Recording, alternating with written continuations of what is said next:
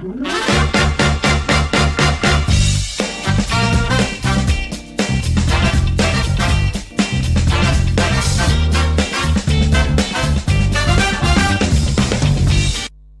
retenir du plan quinquennal de la ministre Raissa Malou? Il s'agit de la ministre d'État en charge de l'Éducation nationale. Eh bien, on en parle dans ce nouveau numéro de votre émission et c'est avec un invité. Oui, vous le connaissez très bien. Il s'agit de Monsieur Gauthier Sey, directeur général de Netic News, à qui j'ai dit bonjour et bienvenue. Merci beaucoup, cher Christian, et merci de m'avoir invité. Merci surtout d'avoir répondu à notre invitation. Merci. Alors très rapidement, on va d'abord suivre la mise au point faite par le Proverbe au sujet d'un présumé cas de tuerie dans une école dans la commune de Kinkole.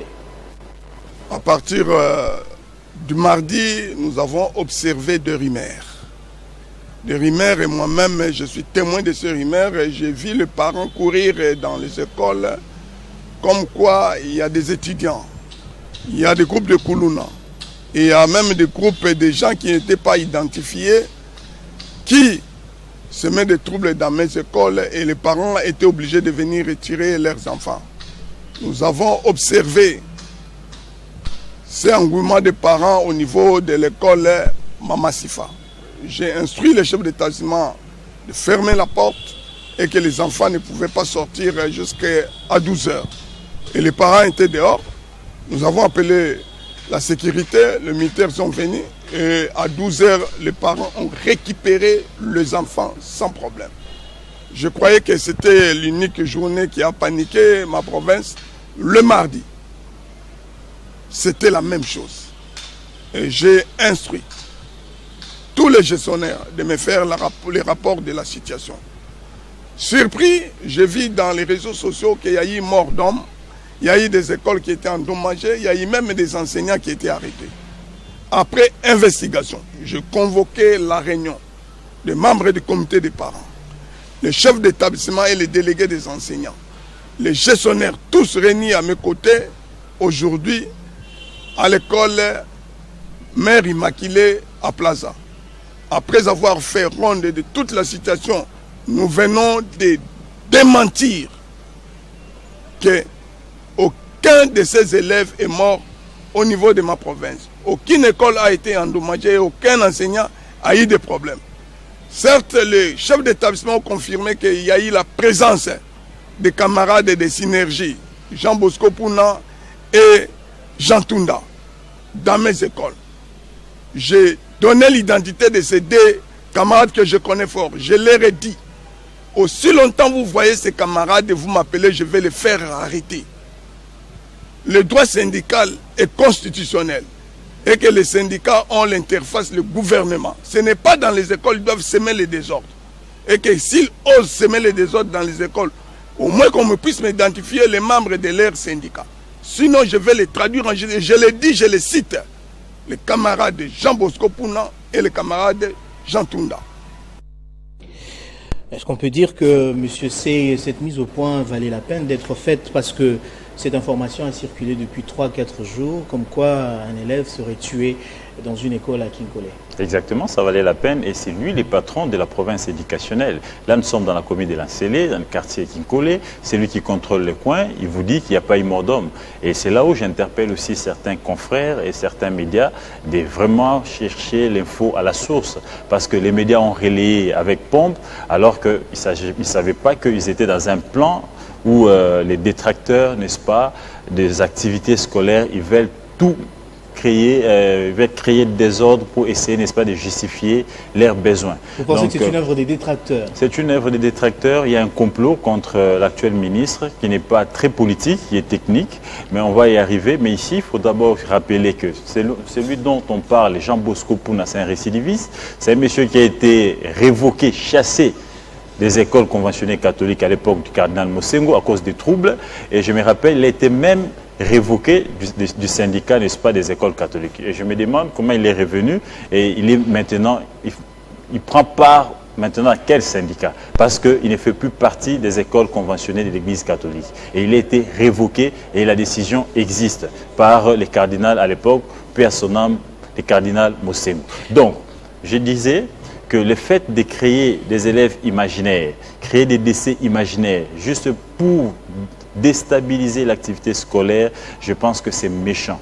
Les pauvres enfants, ils n'ont rien à voir. Les plans politiques, les complots politiques, il fallait les faire dans des partis politiques et non dans des écoles.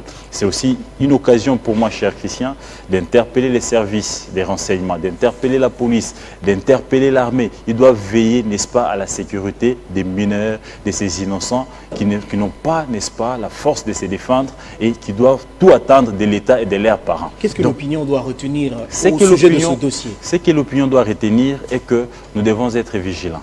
Les complots, il est là. Les complots ne visent pas seulement à déstabiliser les activités scolaires, mais aussi, ils peuvent ôter la vie à nos enfants. Nous devons veiller sur nos enfants. Et aux chefs d'établissement, aux services des renseignements, de renforcer la sécurité autour des écoles.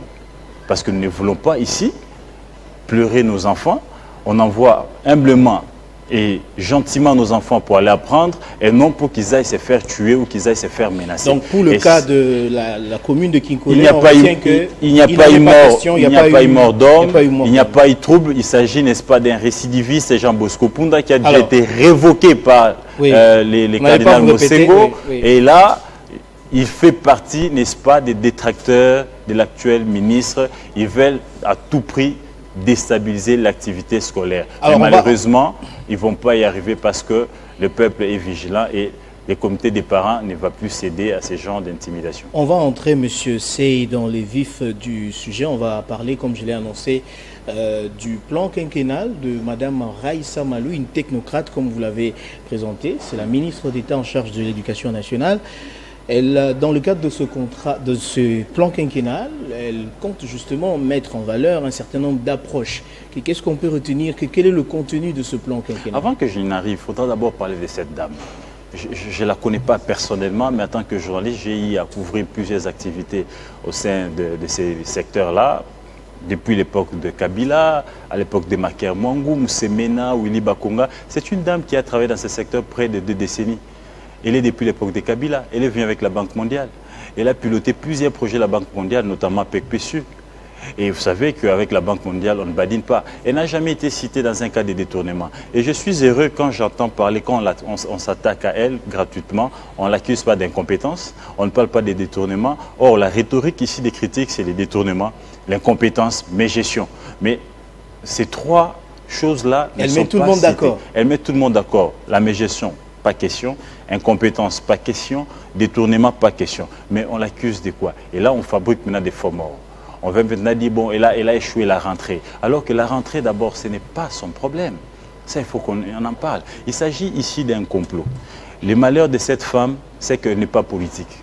Le malheur de cette femme, c'est qu'elle est dans un système où elle ne devait pas être. C'est une femme qui a évolué dans un système classique, où il n'y a pas de pression, c'est-à-dire où vous méritez d'abord les postes, et puis il y a un cahier des charges, il y a des objectifs qu'on vous a attribués, et il y a une évaluation trimestrielle ou semestrielle qui arrive après chaque fois. Et une fois que vous n'êtes pas compétente ou compétent, on vous met dehors. Mais je vous dis que ça fait près de 2 décennies qu'elle gère les projets de la Banque mondiale. Et maintenant, elle arrive dans un système où on veut tout politiser, alors que le secteur de l'éducation nationale, il n'est pas seulement politique. C'est un secteur d'abord technique, oui, et la politique vient en 2e position. Mais malheureusement, ceux qui se sont succédés nous ont donné l'impression de faire de la politique au sein de ces secteurs. Or, c'est un secteur technique où il faut gérer, n'est-ce pas, l'enseignement, la qualité de l'enseignement, mais aussi encadrer les jeunes qui sont l'avenir. Qui est derrière ce complot, finalement? Qui sont derrière ces complots, mon cher ami?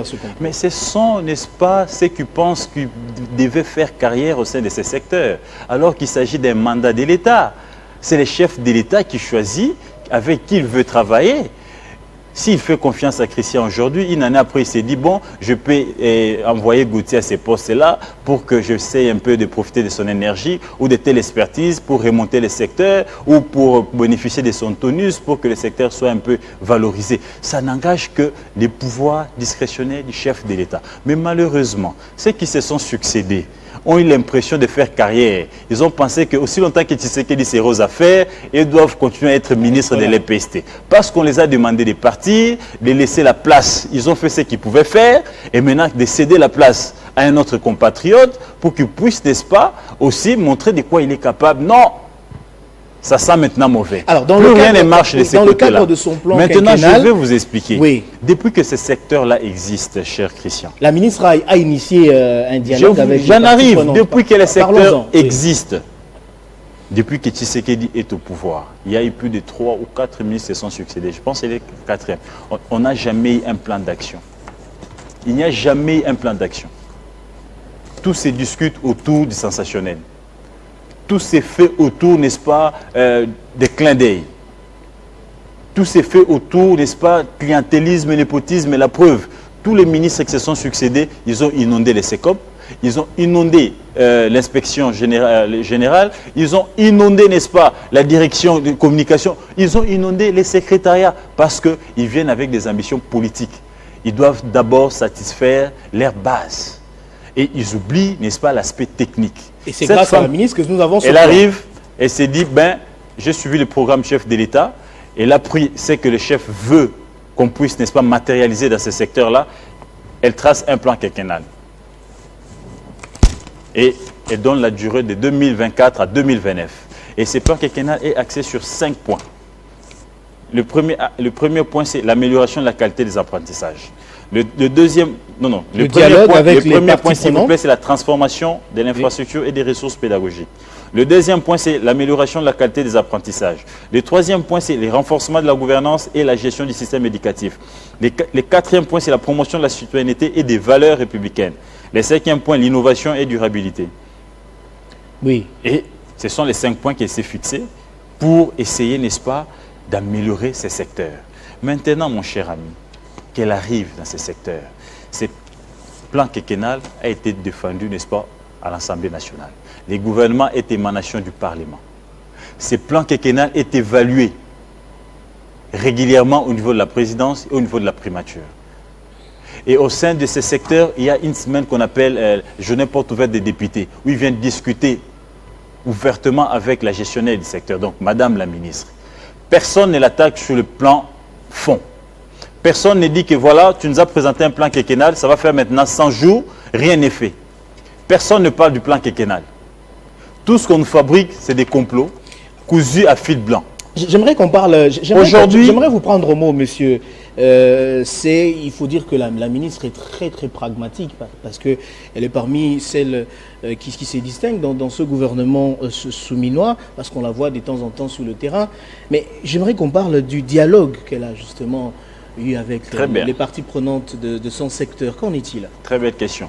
Elle arrive. Déjà, il faudra rappeler ici que chaque année, ça a toujours été le cas. Depuis Mobutu jusqu'à ce jour, c'est la seule période où les syndicalistes, n'est-ce pas, profitent pour faire, n'est-ce pas, respecter leurs déshydratats ou leurs revendications. Oui. Et maintenant, ça arrive avec Mme Raissa Malou. Elle n'est que partie prenante. Mais c'est une question, n'est-ce pas, interministérielle. On pose un problème de la majoration, n'est-ce pas, des salaires des enseignants. Et quand vous voyez dans son plan quinquennal, il a parlé aussi de l'amélioration des conditions de vie des enseignants. Parce qu'un enseignant qui n'est pas calme, qui n'est pas tranquille, il ne peut pas bien dispenser les cours. Très bien. Voyez-vous? Et elle aussi, elle croit qu'il faut d'abord mettre l'homme à sa place pour que l'homme soit à mesure de donner ce qu'il peut.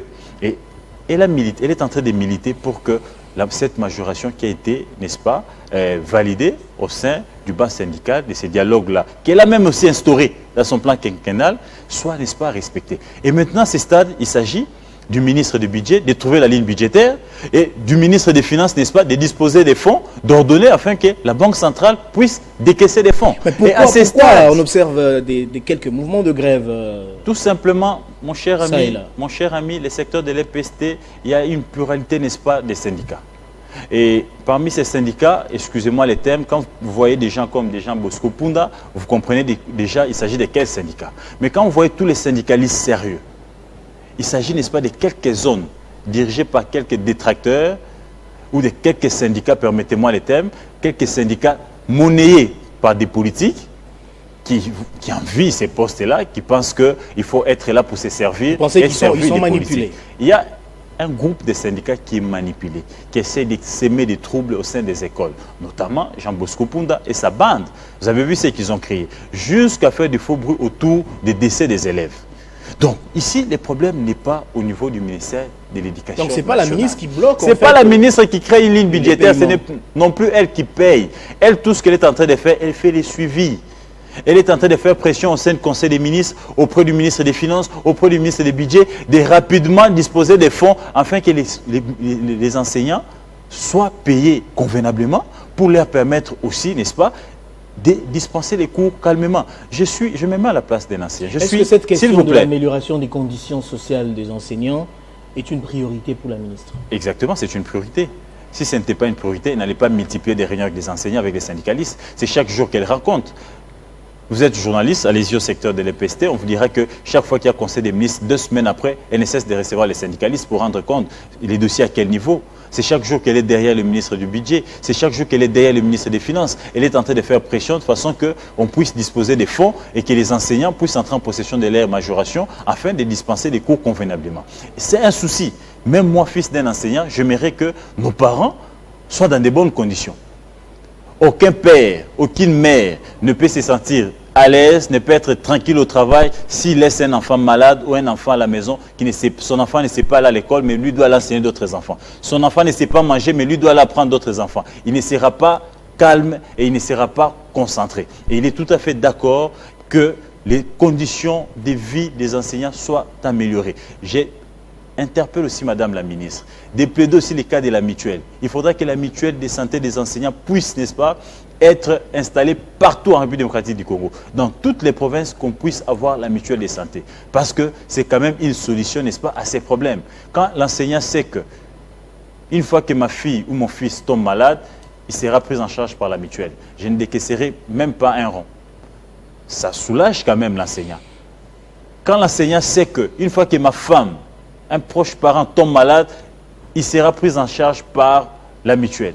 Mais malheureusement, jusqu'à ce jour, la mutuelle est à compter dans 4 ou 5 provinces. Il faudra que la mutuelle des enseignants de l'EPST puisse aussi être dupliquée partout afin de mettre tous les enseignants sur le territoire de la République démocratique du Congo dans de mêmes conditions. Donc, tout ce qu'on est en train, n'est-ce pas, de créer contre Madame la ministre, malheureusement, il y a certains cadres de l'IDPS qui entrent dans les jeux, or que c'est pour déstabiliser, n'est-ce pas, les programmes phares ou les projets phares du chef d'État qui est la gratuité de l'enseignement.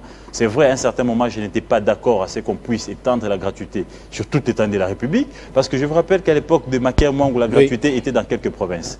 La gratuité a commencé depuis 2009 si je ne me trompe pas. Ça a commencé dans 3 provinces et dans 3 classes primaires, première, deuxième, troisième primaire. Et ça devait aller graduellement, tout simplement parce qu'on connaissait que la République a beaucoup de problèmes avec la question des guerres. Et bien le chef de l'État arrive, il veut respecter la Constitution, il dit qu'il faut étendre la gratuité sur toute l'étendue de la République. Et aux enseignants aussi de comprendre. Aux enseignants aussi, n'est-ce pas, d'aider la ministre qui est technique. J'ai personnellement couvert la commission paritaire qui avait mis sur la table des négociations la partie gouvernementale et celle des syndicats des enseignants. Ça avait abouti à un accord, à un compromis. Quelques jours après, il y avait une déclaration faite par le syndicat national des enseignants. C'est vrai que ça traîne un peu, oui. C'est ce qui fait que... Il y avait une déclaration du syndicat national des enseignants. Exactement. Mais quelques temps après, il y a eu quelques résistances. Comment expliquer ça? Tout simplement parce que le gouvernement ne s'est pas activé rapidement. Je rappelle qu'il y a un petit retard. Pourquoi cette lenteur alors? Cette lenteur est due peut-être à la mobilisation des recettes. Et ça, il faut poser la question à la Première ministre. Mais les enseignants ne sont pas oubliés. Il faut poser la question à la Première ministre. Non, les enseignants ne sont pas oubliés. Nous avions une technicienne, une technocrate à la tête de ce secteur. Elle ne cesse de se battre matin, midi, soir pour que les conditions... Vous voyez, dans son plan quinquennal, il parle de l'amélioration des conditions de vie des enseignants. Donc je pense que ceux qui sont en train, n'est-ce pas, d'attisser ces feux, c'est pour leurs besoins personnels politiques. Ils veulent se servir. Ce sont ceux qui sont habitués à être là pour placer les leurs. Voici, depuis qu'elle est là, il n'y a plus d'engagement au SENSECOP. Depuis qu'elle est là, il n'y a pas d'engagement à l'IG. Et là, ça dérange certains politiques qui pensent qu'à chaque gouvernement, il faut qu'il y ait des engagements. Alors que l'État, d'abord, a un problème d'argent. D'un côté, il faut améliorer les conditions de vie des enseignants, mais de l'autre côté, vous bombardez des gens au SECOP, c'est toujours le trésor public qui est sucé. Donc je pense que cette façon de faire, tout syndicaliste sérieux, tout enseignant responsable devra accompagner cette femme, malheureusement, qui est dans un système, un environnement presque pourri, qui essaie de se battre avec elle se démarque, il faut le dire. Non, mais fait un très bon travail. Mais allez-y. Elle est tout le temps sur le terrain. Allez-y. On l'a vu à Kananga. Tous les sondages qui sont sortis pendant les 100 jours, elle est toujours parmi les 3 premiers. Donc il faut aussi dire qu'elle est en train de faire bien son travail. Vous avez parlé tantôt de la gratuité de l'enseignement. Comment ça se porte sous son règne? Elle essaie de se battre. Je vous dis déjà ici qu'elle a géré un projet de l'éducation de base qui est PECPSU. Donc elle sait ce qu'elle est en train de faire sur le terrain. Et d'abord, c'est une enseignante de formation. Professeur d'université. Bien sûr. Et dans ces pays, si nous parlons aujourd'hui de la journée de la science, c'est l'initiative de la dame. C'est elle qui a mené cette initiative. Je me rappelle avoir couvert quelques activités. C'est presque chaque année qu'il y a la semaine de la science. Journée des sciences. Donc voilà, la journée ou la semaine de la science, quelque chose comme ça. Donc je crois à son expertise. Et ce qui me met à l'aise, c'est que personne ne parle de la mégestion. Personne ne parle d'incompétence. Nous sommes tous convaincus. Personne ne parle non plus des détournements. Tout le monde est convaincu que le travail est fait, mais seulement l'amélioration traîne un peu. C'est une décision interministérielle. Nous demandons au ministre du Budget, ministre des Finances, d'aider cette pauvre femme, n'est-ce pas, de décanter cette situation. Elle risque de se faire lécher gratuitement alors qu'elle est tout le temps derrière ces secteurs-là pour que la situation des enseignants soit améliorée. Donc, les enseignants ne sont pas oubliés par Mme Malou. Elle est en train de se battre de façon que... Et d'ailleurs... Une autre information. Rapidement. Elle ne se bat pas seulement avec les gouvernements, mais elle est en train de mettre, cher Christian, son carnet d'adresse en jeu pour faire, n'est-ce pas, participer les enseignants, les inspecteurs à des formations prises en charge par l'UNESCO, l'UNICEF, mais aussi la Banque mondiale. Okay. Ça, il y a quelques années, ça a été coupé avec tout ce qu'il y avait comme bruit de détournement autour, n'est-ce pas, de ces secteurs. Je vous rappelle que ça a commencé avec la Covid. Quand l'UNESCO avait disposé, l'UNESCO, l'UNICEF si je ne me trompe pas, 1 500 000 pour la Covid, afin de vacciner les enfants, ça a été détourné et ça avait bloqué la machine et il n'y avait plus de soutien de la part de ces institutions de Bretton Woods. Mais aujourd'hui, avec sa crédibilité, avec son carnet d'adresse, elle essaye quand même de faire intervenir à nouveau toutes ces institutions de Bretton Woods, n'est-ce pas, à l'avancement et à l'amélioration des qualités. On a appris qu'au Lualaba, par exemple, où il y avait quelques petits mouvements de grève, mais également au Congo central. Au Congo central, ça a été géré, les cours ont repris. J'ai suivi moi-même personnellement les brevets du Congo central. Est-ce que vous pouvez affirmer que ces mouvements de grève, il n'y en a plus? Déjà ici, il faut rappeler qu'il n'y a pas un mouvement de grève générale. Il y a quelques zélés et quelques frustrés qui pensent qu'ils devaient toujours être nourris au mamelles, n'est-ce pas, du ministère. Ce sont des cas isolés. Ce sont des cas isolés. Mais jusque-là, la ministre est au four au moulin. Je vis les prophètes sur terrain. Au Bas-Congo, ça a été décanté il y a quelques jours. La situation est revenue à la normale. Et au Lualaba, les enfants ont repris l'école. Ici, à Kinshasa, il y a quelques écoles où ça boite un peu, c'est un peu timide. Mais nous demandons aux professeurs, aux enseignants, nous demandons aux syndicalistes, n'est-ce pas, de continuer, n'est-ce pas, à discuter avec Madame la ministre, ensemble avec elle, pour trouver des décisions. Prête à dialoguer, hein? Prête à dialoguer et très ouverte, n'est-ce pas, à cette approche. Il faudrait que la discussion puisse continuer, qu'ils puissent réfléchir ensemble, parce qu'elle n'est pas, n'est-ce pas, une étrangère. Tous ces syndicalistes-là connaissent cette dame, parce qu'ils ont travaillé avec elle dans beaucoup de projets de la Banque mondiale. Il faut l'aider, l'accompagner, de façon qu'on trouve des solutions durables. Parce que nous devons éviter qu'à chaque rentrée, qu'il y ait toujours un problème de salaire, qu'il y ait toujours un problème de conditions de vue. C'est possible, n'est-ce pas, de régler ces problèmes une fois pour toutes et penser à autre chose. Voilà qui met fin à cette émission. Je ne sais pas si vous avez un autre élément à rajouter au-delà de ce que vous avez dit. Un autre élément, je dirais, cher Christian, je demande, n'est-ce pas, à tous les enseignants, à tous les syndicalistes d'accompagner ces technocrates qui n'est pas politique, qui n'a jamais milité dans un parti politique, mais qui a travaillé, n'est-ce pas, dans ces secteurs-là pendant près de 2 décennies, et elle a montré de quoi elle était capable, elle a la maîtrise, elle sait ce qu'elle veut, et voici ce qu'elle a pondu comme plan quinquennat 2024-2029. Ce qui est formidable d'ailleurs. Ce qui est formidable, et il faut l'accompagner, n'est-ce pas, à matérialiser ces plans. Une fois que ces plans sont matérialisés, mon cher ami, ça sera le décollage de ces secteurs, et on ne parlera plus des détournements, on ne parlera plus d'un système malade, éducatif malade. Dans ces secteurs. Raissa Malou, ministre d'État en charge de l'éducation nationale, lui qui se démarque parmi, dans cette équipe gouvernementale chapeautée par Madame Judith Suminois. Voilà, vous avez tout compris. Oui, les œuvres sont là. Elles méritent le soutien de tout un peuple. Merci à vous d'avoir suivi. Et aux détracteurs, je dirais aux détracteurs que c'est un poste politique, ils doivent prendre patience. Si après 5 ans, après 2 ans, après 3 ans, les chefs peuvent toujours faire confiance ou refaire confiance à l'un d'eux, ça ne sert à rien de combattre la pauvre femme. Voilà, cette émission est terminée. Rendez-vous au prochain numéro.